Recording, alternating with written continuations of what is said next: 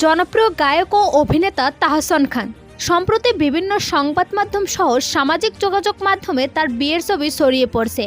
এছাড়া জনপ্রিয় makeup artist রোজা আহমেদের সঙ্গে কয়েকটি ছবি ভাইরাল হয়েছে। তবে তাহসান খান গণমাধ্যমকে জানান এখনও বিয়ে হয়নি তার। অন্যদিকে এত কম বয়সের মেয়েকে বিয়ে করায় প্রশংসার পাশাপাশি হচ্ছে সমালোচনাও।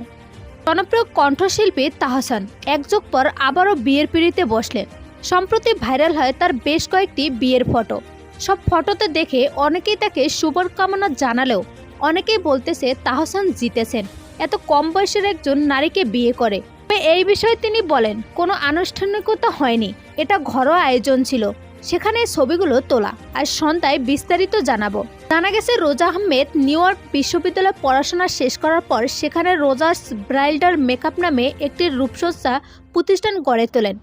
বিগত এক দশকেরও বেশি সময় ধরে তিনি বাংলাদেশ ও মার্কিন যুক্তরাষ্ট্রের ব্রাইডাল মেকআপ শিল্পের খ্যাত অর্জন করেছেন।